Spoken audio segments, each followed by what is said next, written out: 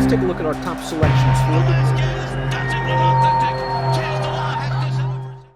Dan Illman, Mike Beer. Race number 9 at Tampa Bay Downs on Wednesday is the second of two $100,000 stakes races for turf sprinters. Let's throw up the field for the Lightning City Stakes. This race for fillies and mares. The number 4, Mike, the Goddess Lissa, is 3-1 on the morning line. Despite the fact that she has never raced on turf, she goes out for a high percentage trainer in Gerald Bennett. She is in very good form. I don't know how short I'd go, though, trying turf for the first time against some salty turf sprinters. Yeah, I think one of the more interesting things about this race will just to see how they bet it, Dan, because I think there are a few different ways to go.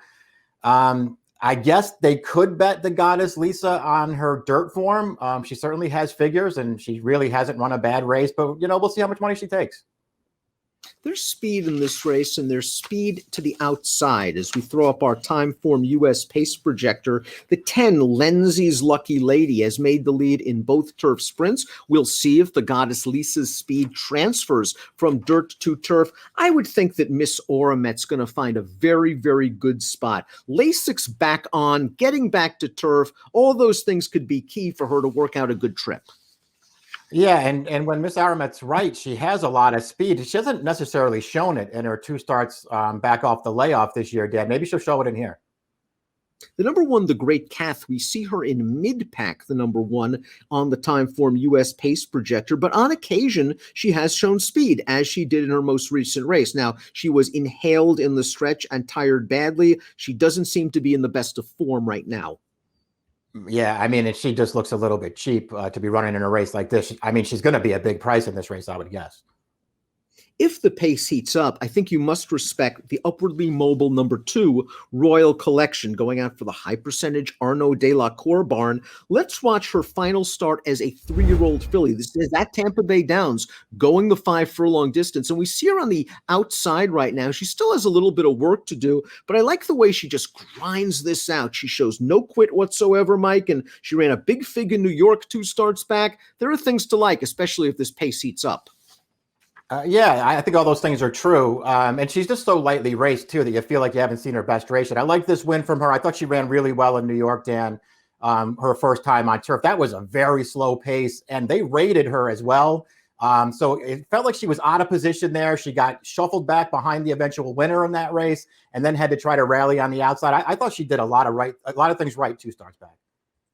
The number 3, Weekend Fun. Well, the one and only time she sprinted on the turf, she was a maiden special weight winner by a very slight margin at Remington Park. And the last time she raced for Steve Asmussen, she was a winner on dirt. She sold for $75,000 at the Keeneland November sale. Her first start for these connections, she took on a sharp synthetic horse, a horse that came back to win her next 2 starts, buyers of 85 and 92.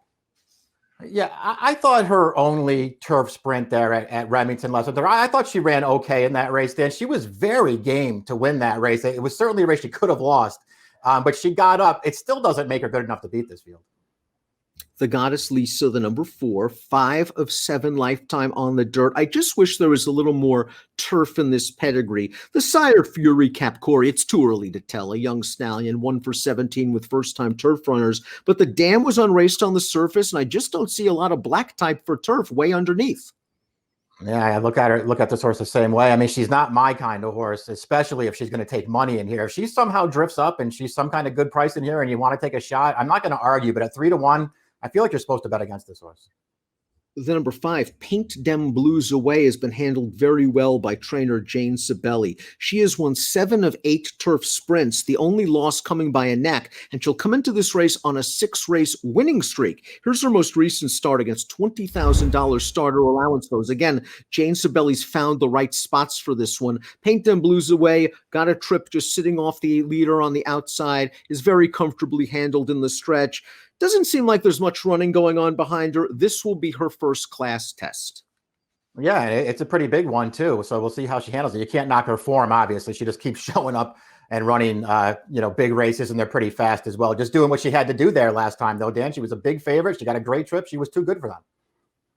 The only time Sesame Street has lost on turf is when the rider fell off. When the rider stays on, Sesame Street is 3 for 3, and she kicks hard in the stretch, as she did in this race at Tampa Bay Downs to kick off her 5-year-old campaign. Let's watch Sesame Street, widest and fastest under K. Barcoa here. Nice run, Mike. And again, if this pace heats up, this is a sharp horse that obviously likes sprinting on the turf. Yeah, she ran fine in this race. Obviously, got a very good trip. The horse to watch out of that race, then, if you go back to the top of the stretch, is the one who was the favorite, Ode to Joy, who's also back in this race. That filly just got totally buried through the stretch and never got a chance to run. So it maybe addresses Sesame Street up a little bit, but she still ran pretty well. Missourimed is the number 7, and this horse ran off 3 races in a row from the summer of 2020, or last 3 starts of 2020. Now, she went down to Gulfstream. She had to race without Lasix. She caught a field in the Abantana where she didn't break very well. She couldn't get close to the pace, and then she ran on dirt last time out. Missourimed, Mike, getting back with Lasix, as we say, has the tactical speed and plenty of races to make her competitive. Yeah, to me, that makes her very interested in here. And, with the Lasix going back on, it could be a pretty big deal for this filly. She did not run well at all off of that layoff on New Year's Day. And she didn't show any speed. She finished last that day. It was just not a good performance. But her turf form prior to that, I mean, her races were really good, Dan. Got rained off a lot and handled that. But when she was able to sprint on the grass, she was very sharp. 10-time winner, Awesome Roar, no rider named, just ran on Sunday. I have a feeling she's not going to compete. Yeah, and even if she does, I doubt she's good enough. Jeannie B is the number 9 in here, turning back significantly in distance for trainer Mark Casse. You should also argue that she's dropping in class. She faced some decent middle distance turf horses at the fairgrounds. Secret Message is good. The 5th place horse came back to win a stake at the fairgrounds with an 86 buyer. Distance is really the question. She has won at 5 furlongs, but that's overseas, and sometimes those 5 furlong races play a little longer. Yeah, true. And she didn't, overall, I didn't think she was that good overseas when they were sprinting her. She's obviously run pretty well since they've gotten over to North America with her. I mean, you mentioned she ran against Secret Message last time. Her first start over here against Ride for the Cause. I mean, she's been facing horses that are probably way better than the horses she's running against here, but is she a sprinter? Lindsay's Lucky Lady is a multiple stakes winner on the dirt. She won her turf debut for a 62,500 tag, and last time out she showed speed and she tired. The winner's okay. 3rd in an off the turf stakes race in her very next start with an 81 buyer. If somehow the Goddess Lisa just doesn't show that dirt speed, maybe Lindsay's Lucky Lady is able to clear from this outside post. Yeah, I mean, I guess they'll try it and see what happens. I thought she ran okay 2-back. I thought she got a great ride from Paco Lopez 2-back, and I feel like Paco made the difference in a lot of ways for her to win that day. I didn't like her effort last time at all. The connections for the 11 Bluefield are very patient. They're willing to give their trainers time to get their horses to mature. This one did not make her debut till August of her 4-year-old campaign, and she won 3 of her first 4 starts on dirt. Well, now she's going to try turf for the first time. And again, while she's a half to a turf winner, I just don't see enough turf to get me excited from a tough post. Me either. She's going to be a very big price in this race, but it feels like she's going to be a big price, deservedly so. I mean, I can't really make a case for this horse. And friends, when you watch this back, watch what Mike was talking about with the 12 Ode to Joy. You'll watch Sesame Street's replay. While she got a clear run on the outside, Ode to Joy just had nowhere to run down on the rail. She seems like a late running sprinter. It's a tough post position. She was 4th in this race last year. Yeah, I'm a fan of this filly's, Dan. If she had a better post position, I might have had her on top. And here, as it is, I still put her in there just because I like her. I think she's pretty good. No fast races on her card, but she shows up and she runs every time. If she gets some pace, I'm going to expect her to run well late. And I wouldn't be surprised if Roman Dioro does draw into the body of this race. She was 3rd last time out for Casse. She seems like a closing sprinter. I'm not sure she's the best pure closer in the race, however.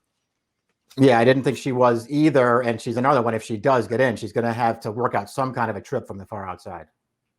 Let's take a look at our top picks for the Lightning City Stakes. And Mike, you're going to go with the De La Cour runner, a nice inside post position. There should be some speed. And as you mentioned, perhaps her best attribute is the fact that she's lightly raced. She still has forward progression to go.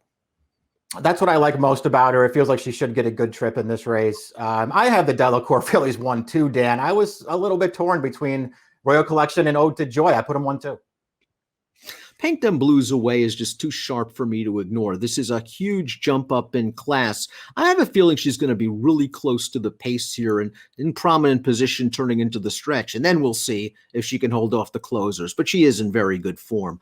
5-7-6-9 for me, 2-12-9-7 for Mike. It's the Lightning City at Tampa Bay Downs on Wednesday. Good luck.